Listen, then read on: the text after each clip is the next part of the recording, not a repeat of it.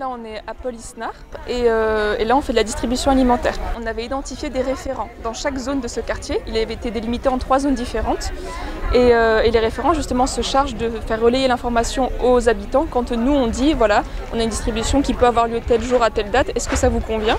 Si c'est ok, bon bah tant mieux. Et du coup à ce moment-là c'est eux qui informent les habitants.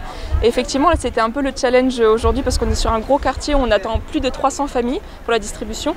Et donc on voulait vraiment être très vigilant à ce que les distances soient respectées, que les gestes barrières soient respectés. Donc là on a des agents de la police municipale qui sont là pour faire respecter les distances. Et on a aussi une distribution de masques qui se fait en même temps que les colis. Comme ça voilà, on sensibilise les gens. Bon ils les ont déjà quasiment tous les masques avec eux, mais on les sensibilise à le porter en permanence. Je pense qu'il y a encore beaucoup de personnes qui sont dans le besoin, malgré le confinement qui n'a plus vraiment lieu. D'une part parce qu'il y a quand même des mesures encore très restrictives avec le couvre-feu à 17h par exemple. Et puis d'autre part parce qu'on a des familles qui de toute façon, que ce soit le confinement ou pas, sont dans le besoin en fait, qui ont du mal à trouver du travail, qui ne sont pas du tout en situation régulière sur le territoire et qui ont beaucoup d'enfants à leur charge par exemple. Pour moi c'est travail, parce que marcher tout partout, écrire les noms des personnes et puis motiver les gens là pour tout réunir là pour recevoir l'aide alimentaire. Pour moi, ça ne peut pas boucher un trou parce que ça un petit peu, mais ça soulage un peu quand même.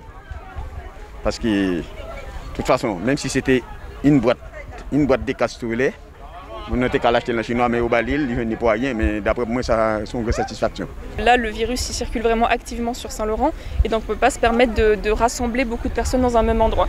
Et donc, pour cette raison-là, on a entrepris de faire des distributions en porte-à-porte sur la plupart des quartiers qui sont ciblés dans la distribution alimentaire.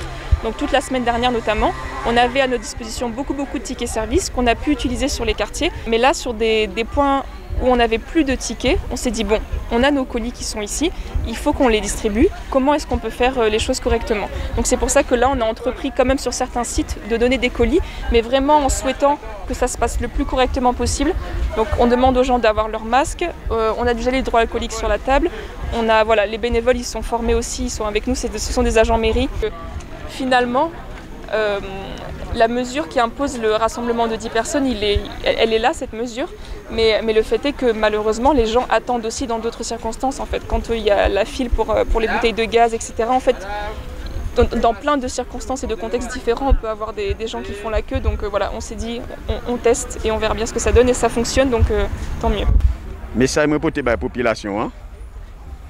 Prends toutes les précautions pour la Covid-19 là, fait tout ça la loi a demandé, respecter un mètre de distance et puis mis le masque